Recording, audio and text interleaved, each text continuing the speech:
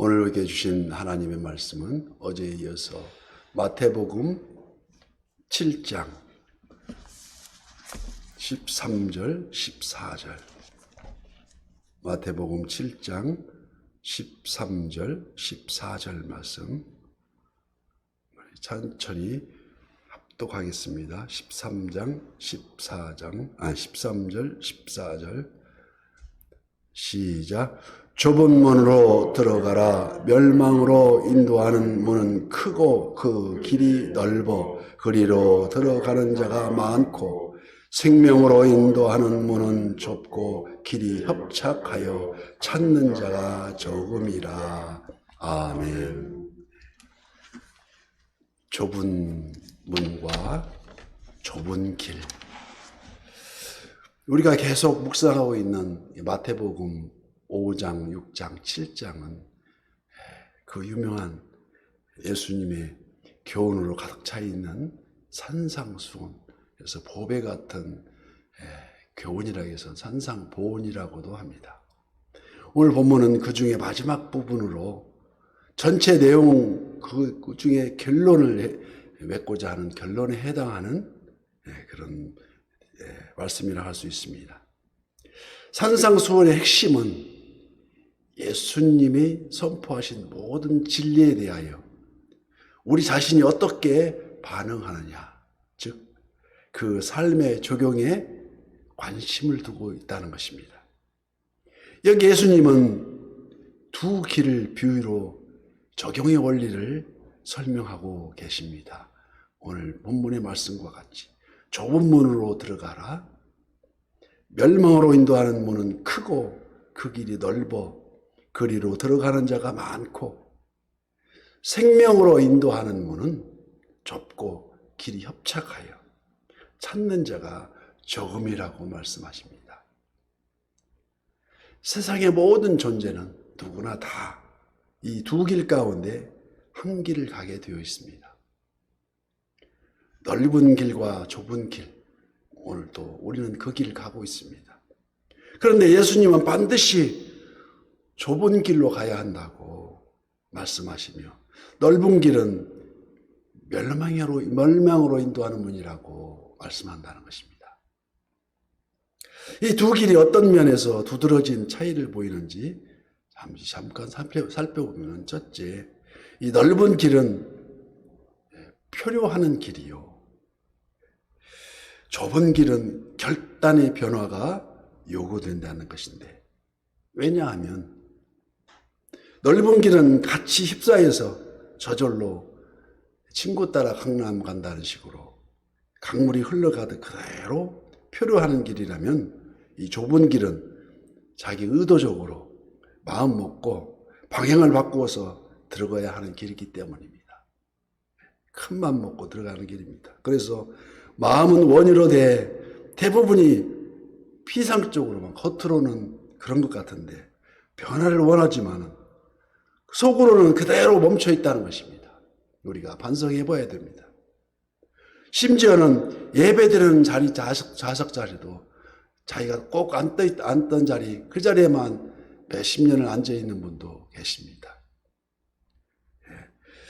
그 앉았던 자리에 앉아야 심리적으로 마음이 편안해지고 꼭 이 자리에 앉아야만 될 것 같은 느낌이 들어서 인다고 말씀하십니다. 그러므로 두 번째, 좁은 길은 자기 부인의 길입니다. 자신을 부인해야만 들어가는 길. 무엇이든지 자기 생각대로, 자기 중심대로, 자기 좋을 대로 믿겠다는데 무슨 상관이냐. 이것이 바로 현대인이 선호하는 포스트 모더니즘이라고 할 수 있습니다. 그러나 좁은 길은 다릅니다. 문이 좁아서 필요 없는 짐을 지고 들어갈 수가 없습니다. 좁은 문이기 때문에. 또 문이 좁아서 들어갈 때는 무릎을 꿇고 겸손히 들어가는 문입니다. 그래서 히브리서 12장 1절 말씀과 같이, 이러므로 우리에게 구름같이 둘러싼 허다한 증인들이 있으니 모든 무거운 것과 얽매이기 쉬운 죄를 벗어버리고 인내로서 우리 앞에 당한 경주를 하며 한다고 말씀하십니다. 그래서 셋째로 넓은 길은 다수가 가는 길이요, 누구나 가는 길이요, 이 좁은 길은 몇 사람 안 된다는 것입니다. 소수만 가고 있습니다. 그래서 오늘 본문 말씀과 같이 멸망으로 인도하는 문은 크고 그 길이 넓어 그리도 들어가는 자가 많고, 생명으로 인도되는 그 좁은 문은, 그 문은 좁고 협착하여 찾는 자가 적음이라. 이 문은 바늘귀 같은 작은 문입니다. 예수님께서 마태복음 19장 24절 말씀과 같이 다시 너에게 말하노니 낙타가 바늘귀로 들어가는 것이 부자가 하늘나라에 들어가는 것보다 쉬우니라고 말씀하십니다. 이 말씀은 예수님께서 열어놓으신 문이 사람들이 들어가기에 불가능할 정도로 불안전하게 만들어졌다는 의미가 아니라, 다만 이 문은 예수 그리스도를 위해서 자기가 가진 모든 것, 심지어는 재물까지도, 자신의 목숨까지도 포기할 수 있는 자만이 통과할 수 있는 문이라는 것입니다. 그런데 그 문은 한 번 닫히면 열려지지 않는 문입니다. 주님이 열어놓으신 그 문은 현재까지 우리 앞에 활짝 열려져 있습니다. 그리고 누구에게나 개방되어 있지만 이 문이 언제까지나 계속적으로 열려 있지는 않는다고 성경은 말씀합니다. 반드시 이 문은 닫히는 날이 이릅니다. 등불을 준비하던 열처녀의 비유처럼 마태복음 25장 10절 말씀에 같이 그들이 등유를 사러 간 사이에 신랑이 오므로 준비하였던 자들은 함께 혼인잔치에 들어가고 나머지 5 처녀는 문이 닫힌지라 발만 굴고 있었습니다. 그리고 한 번 닫히면 이 문은 절대 열려지지 않습니다. 그 누가 와서 애써 예원해도, 열려달라고 예원해도 이 문은 열려지지 않는 문이 된다는 것입니다. 이를 가리켜서 로마서 13장 11절 말씀에 또한 너희가 이 시기를 알거니와 자다가 깰 때가 벌써 되었으니 이는 이제 우리의 구원이 처음 믿을 때보다 가까웠습니다. 머지않아서 오신다는 것입니다. 밤이 깊고 낮이 가까웠으니 그러므로 우리가 어둠의 일을 벗고 빛의 갑옷을 입자고 말씀하십니다. 우린 더 늦기 전에 그러면 선한 이웃의 사명으로 결단을, 다른 하나를 포기할 때 우리는 이 결단을 할 수 있다는 것입니다. 여러분은 무엇을 포기하나요?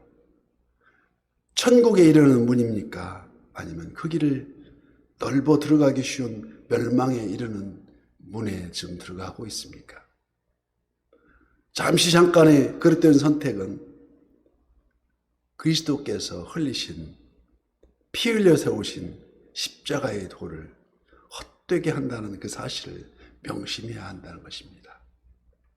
그래서 고린도전서 1장 8절 말씀에 십자가의 도가 멸망하는 자들에게는 미련한 것이요 구원받는 우리에게는 하나님의 능력이 됨이라고, 오늘도 그 능력으로 굳건히 서시기를 우리 예수님으로 축복합니다.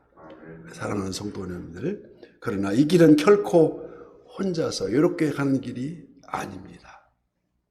우리 주님이 지금도 동행해 주심을 잘 믿어야 될 줄 믿습니다. 그래서 일제시야에서 일사각오로 항거하시다가 47세의 나이로, 젊은 나이로 순교하신 소양 주기철 목사님, 그 목사님이 지으신 영문밖의 길이라는 시가 있습니다. 그 십자가의 길을 잘 표현하고 있다는 것입니다. 우리 가는 길을 제가 잠깐 낭독해드리니까 잘 생각하시면서 들어보시기 바랍니다. 서쪽 하늘 붉은 노을 언덕 위에 비치누나 연약하신 두 어깨에 십자가를 생각하니 머리에 쓴 과시관과 몸에 걸친 붉은 옷에 피 흘리며 걸어가신 영문 밖의 길이라네. 한 발자국, 두 발자국 걸어가는 자국마다 땀과 눈물, 붉은 피가 가득하게 고였구나. 간악하다 유대인들, 포악하다 로마 병정, 걸음마다 자국마다 갖은 곤욕 보셨도다. 눈물 없이 못 가는 길, 피 없이는 못 가는 길, 영문 밖의 좁은 길이 골고다의 길이라네. 영생의 복 얻으려면 이 길만을 걸어야 해. 배고파도 올라가고 죽더라도 올라가세.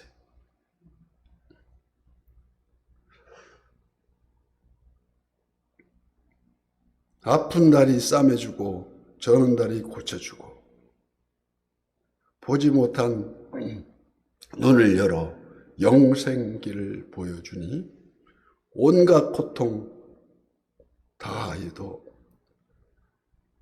제 십자가 바로 지고 골고다에 다시 높은 곳에 나도 가게 하옵소서. 이미 소양 주기철 목사님은 옥중에 갇힌 고문과 갇혀서 갖은 고문과 회유에도 꿋꿋이 굴하지 않으시고 주님이 주신 좁은 길로 올라가셨다는 것입니다. 오늘 우리 선한 이웃도 이 모든 선한 이웃이 지치게 되어서 새벽을 깨우리라. 영생의 천국 소망을 다 이루시기를 예수님 이름으로 축복합니다. 아멘.